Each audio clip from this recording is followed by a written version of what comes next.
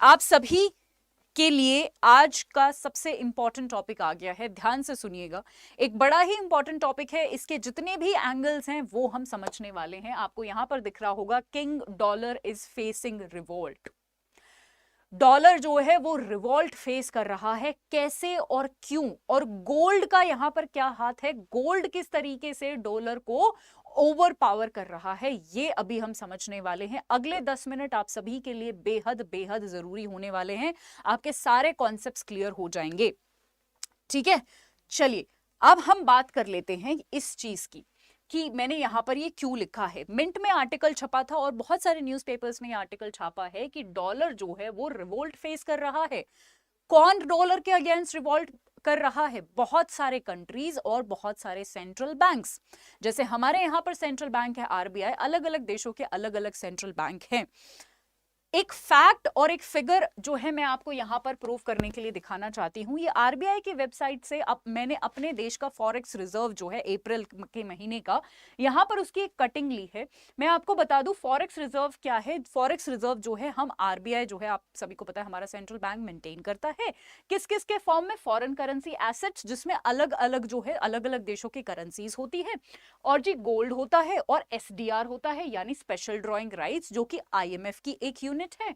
ठीक है, और उसके साथ reserve position in the IMF. ठीक है, चलिए अगर आप यहां पर देखेंगे, अगर आप यहां पर टोटल देखेंगे तो जो फॉरेन रिजर्व जो है हमारा, अगर मैं आपको यहां पर दिखाऊं, ठीक है, अगर मैं आपको यहां पर दिखाऊं एज ऑन 14 अप्रैल, ये 14 अप्रैल तक का आंकड़ा है। ठीक है, अगर आप यहां पर देखेंगे तो ये, अगर आप यूएस डॉलर में देखेंगे तो ये तो जी है हमारा टोटल रिजर्व, ये जो 58 वाला जो नंबर है, इसमें से इतना नंबर यानी 46 कुछ करके ये जो नंबर है, आपको लग रहा होगा कि मैम ये तो बहुत कम है। ठीक है, अगर हम करेंसी के मुकाबले कंपेयर करें तो ये तो बहुत कम है। करेंसी जो है अभी हमारे पास टोटल जो करेंसी का डिपॉजिट है वो है, अगर आपको नहीं दिख रहा हो तो ये, ठीक है, ये तो है total foreign currency. Foreign currency यानी बाहर की जितनी भी करेंसीज हैं, ये अभी हमारे देश में आरबीआई के पास इतनी है। गोल्ड, सोना कितना है अभी हमारे पास, अभी हमारे आरबीआई के पास, ये यूएस डॉलर में बताई गई है ये राशि। ठीक है, ये है 46175। ठीक है, अब आप बोलेंगे कि मैम ये तो कम नंबर है ना, आप तो बोल रहे हो कि गोल्ड ज्यादा ओवर पावर कर रहा है डॉलर पर। बिल्कुल कम नंबर है अभी, बट अभी कम नंबर है।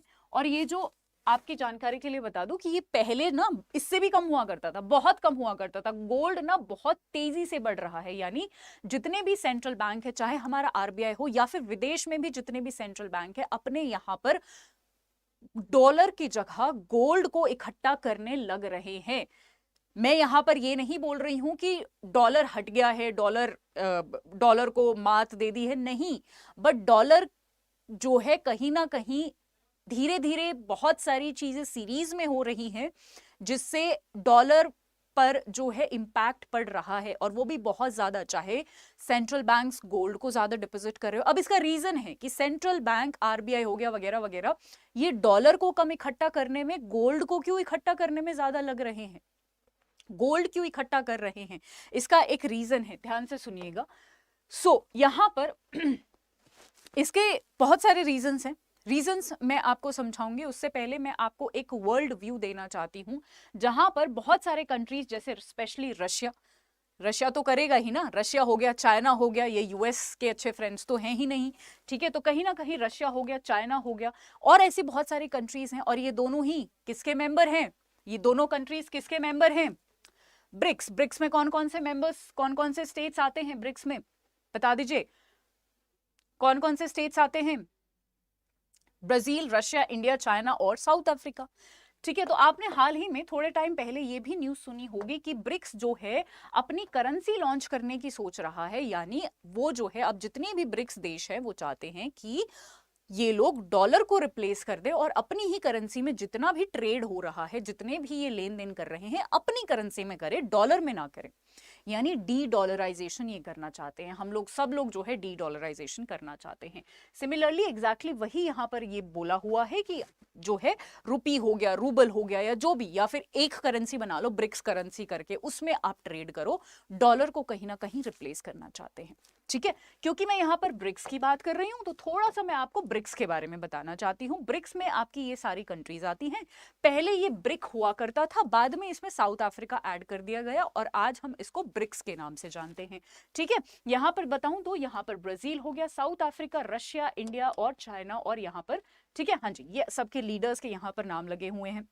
ये काफी बड़ा ग्रुप है। 22% जो है ग्रॉस वर्ल्ड प्रोडक्ट होल्ड करता है और 16.6 ट्रिलियन ये डॉलर में बताई गई है। ये जो है टोटल जीडीपी है ब्रिक्स कंट्रीज की। ठीक है, अगर मैं पॉपुलेशन की बात करूं तो 3.6 बिलियन पॉपुलेशन, यानी 41% जो है पूरी दुनिया की 41% पॉपुलेशन यहाँ पर आती है। अब ऑफकोर्स सबसे ज्यादा पॉपुलेशन वाले जो देश हैं, इंडिया और चाइना, दोनों इसी के पार्ट हैं, तो 41% तो होल्ड करेगा ही। तो काफी इंपॉर्टेंट है सारे ही मायनों से, राइट? ओके, अच्छा, इसके साथ साथ रीजन ना मैं आपको लास्ट में बताऊंगी कि ये एक्चुअली हो क्यों रहा है। सब लोग जो है डॉलर से परे क्यों हटते जा रहे हैं, चाहे वो सेंट्रल बैंक हो, चाहे वो कंट्रीज हो, सब लोग डॉलर को आजकल क्यों हटाते जा रहे हैं और अपने या तो कोई नई करेंसी बना रहे हैं, जैसे ब्रिक्स करेंसी हो गया, ठीक है, या फिर ये जो वॉस्त्रो अकाउंट और इन सब के जरिए जो है पेमेंट करने की कोशिश कर रहे हैं। डॉलर को क्यों साइडलाइन करते जा रहे हैं, ये मैं आपको बताऊंगी एंड में। उससे पहले एक और न्यूज आई थी जो मैंने आपको करवाई थी कि यहाँ पर 18 कंट्रीज के साथ हमारा एक अग्रीमेंट हो गया है कि जी हम आपस में, यानी डॉलर को साइडलाइन करेंगे, डॉलर को बाईपास करेंगे और आपस में एक दूसरे की करेंसीज में हम ट्रेड करने वाले हैं। राइट, ये न्यूज भी हमने पढ़ी थी जिसमें मैंने वॉस्त्रो अकाउंट और ये सारे स्पेशल वॉस्त्रो अकाउंट रशिया के साथ और ये सारी चीजें मैंने आपको पढ़ाई थी। अब जान लेते हैं उस रीजन को जो मैं आपको शुरू से बोल रही हूं कि सब लोग ऐसा क्यों कर रहे हैं। और इतना समझ आ गया कि गोल्ड की डॉलर को हटाकर गोल्ड प्रेफर करा जा रहा है, क्योंकि गोल्ड की ऑफ कोर्स स्टेबिलिटी होती है, बहुत पुराना मटेरियल है, आपको पता है, कुछ भी कोविड हो या कोई भी इमरजेंसी हो, सारी चीज़ों के दाम घट जाते हैं, बट गोल्ड जो है एक बहुत ही स्टेबल चीज़ मानी जाती है। तो कहीं ना कहीं वो स्टेबिलिटी को मेंटेन करने के लिए गोल्ड में जो है सेंट्रल बैंक्स हो चाहे जो भी लोग हो वो प्रेफर कर रहे हैं। ठीक है, चलिए, और गोल्ड की ना डिमांड भी बढ़ गई है, गोल्ड का ना प्राइस भी बढ़ गया है, क्योंकि सेंट्रल बैंक्स जो हैं बहुत ज्यादा गोल्ड इकट्ठा कर रहे हैं पूरी ही दुनिया के, चाहे हमारा आरबीआई हो चाहे वो फिर बाहर के लोग हो। आपने इस साल एक वो भी न्यूज आई थी कि हमारा जो सेंट्रल बैंक है वो गोल्ड उसने सबसे ज्यादा इस साल जो है खरीदा है, ठीक है, सारे सेंट्रल बैंक्स में से, तो वो वाली भी एक न्यूज आई थी, है ना। चलिए जी, अच्छा, ये जो मैंने 18 नेशंस की बात करी है जिनके साथ हमारा अग्रीमेंट हुआ है, वो कौन से देश हैं? बोस्वाना है, फिजी है, जर्मनी है। अच्छा, मैं इन पे ना जिन पे सर्कल करूंगी वो इंपॉर्टेंट कंट्रीज है, डेवलप्ड कंट्रीज हैं, ठीक है। जर्मनी हो गया, गुयाना हो गया, इजराइल हो गया, Kenya, Malaysia, Mauritius, Myanmar, New Zealand, Oman, Russia, Seychelles, Singapore, Sri Lanka, Tanzania, Uganda और यूके। ठीक है, तो इतनी बड़ी बड़ी कंट्रीज ने भी जो है हमें हाँ कर दिया है, तो आप कहीं ना कहीं देख सकते हैं। और ऐसा ही नहीं है कि सिर्फ डेवलपिंग कंट्रीज चाहती हैं डॉलर को साइडलाइन करना, कहीं ना कहीं आप देख सकते हो यूरोप, ये थोड़ा सा पॉलिटिकल एंगल भी समझो। यूरोप जो यूएस को सपोर्ट कर रहा है रशिया के अगेंस्ट, रशिया यूक्रेन वॉर में, क्योंकि ये दोनों ही अगेंस्ट है ना रशिया के, तो इसलिए जर्मनी ने, आपको याद है वो रशिया से जो पाइपलाइन आ रही थी, नेचुरल गैस और तेल लेके आती थी, जर्मनी ने उसको हॉल्ट पे डाल दिया था कि हम तुमसे तेल और गैस नहीं लेंगे, मतलब हमारा फायदा हो चाहे ना हो, तुम्हारा नुकसान करवा के छोड़ेंगे, ऐसा करके ट्रेड थोड़ा सा रशिया यूक्रेन वॉर के चलते ये सब हुआ था। बट यहाँ पर जब डॉलर की बात हुई तो जर्मनी ने भी अग्री कर लिया। तो कहीं ना कहीं प्रॉब्लम सबको है, ठीक है, अपने करेंसी में ज्यादातर लोग कंफर्टेबल है, ठीक है। चलिए, अब हम जान लेते हैं वो रीजन के बारे में। रीजन है डॉलर वेपनाइजेशन। ध्यान से समझिएगा, ये वेपनाइजेशन का क्या मतलब है, यानी डॉलर वेपनाइजेशन इतना खतरनाक वर्ड है, यानी यूएस जो है अब डॉलर को ट्रेड पर्पस की जगह, ट्रेड पर्पस से ज्यादा एज अ वेपन यूज करने लग गया है। यानी वो लोगों को डराने धमकाने लग गया है कि अगर आपने ट्रेड हमारे डॉलर में नहीं किया तो हम आपके ऊपर सैंक्शंस लगा देंगे। अब मान लो हमारे पास बहुत ज्यादा डॉलर में रिजर्व्स है हमारे आरबीआई के पास, कल को किसी चीज से नाखुश होकर यूएस ने हमारे ऊपर किसी भी तरीके का कोई सैंक्शन लगा दिया, ठीक है, तो हम क्या करेंगे? कल को यूएस हमें बोल देता कि तुम ये डॉलर यूज नहीं कर सकते, हम तुम्हारे ऊपर सैंक्शन लगाते हैं, तो हम उस डॉलर का क्या करेंगे? ठीक है, तो कहीं ना कहीं यूएस जो है अपनी वो ताकत आजमाने की कोशिश कर रहा है, लोगों को डरा धमकाकर ये कोशिश कर रहा है कि तुम मेरा डॉलर ही यूज करो। तो इसीलिए लोग ना अब दूसरे रास्ते यहां पर निकाल रहे हैं। लोगों का मतलब यहाँ पर जो स्टेट्स हैं, यहाँ पर जो देश हैं, वो दूसरे रास्ते अपना रहे हैं, जैसे हमने भी अपनाया। ठीक है, आपको याद होगा एक स्विफ्ट अग्रीमेंट करके एक अग्रीमेंट होता है, स्विफ्ट। ठीक है, ये एक तरीके का आपको एक ट्रांजैक्शन का एक माध्यम होता है। ठीक है, इसके लिए भी बहुत ज्यादा अभी चर्चा चली थी, बहुत ज्यादा जो है डिमांड यहाँ पर चली थी। सो बेसिकली ओवरऑल कहने का मेरा मतलब है कि डॉलर को एज अ वेपन यूएस ने यूज करना शुरू कर दिया है। इसीलिए सारे लोग, चाहे सेंट्रल बैंक हो चाहे देश हो, एक ऑल्टरनेटिव ढूंढ रहे हैं।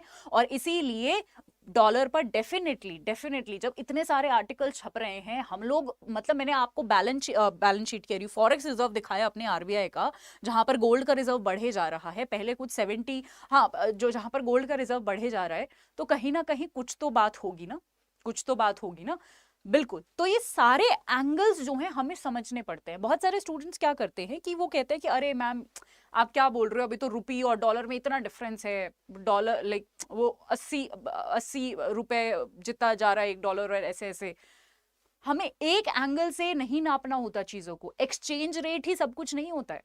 और कई बार तो हम जानबूझ के अपने रुपी की वैल्यू को डिवैल्यूएट करते हैं, ठीक है, ताकि हमारा एक्सपोर्ट बढ़ सके वगैरह वगैरह। तो अगर आप एक एंगल से नापोगे कि अरे एक्सचेंज रेट में तो अभी भी डॉलर का इतना बड़ा नंबर है, हमारा तो छोटा सा है, तो ये गलत आपका नजरिया होगा। आप ओवरऑल सारी चीजों को देखें कि सेंट्रल बैंक क्या कर रहा है, हम क्या कर रहे हैं, हम क्या जानबूझ के कर रहे हैं, बाकी देश क्या कर रहे हैं, सच में ये सब हो रहा है, कौन किसके अगेंस्ट जा रहा है। अगर आप ओवरऑल नजरिए से देखोगे तो चीजें ज्यादा समझ आएंगी और एक बेटर पर्सपेक्टिव आपको मिलेगा।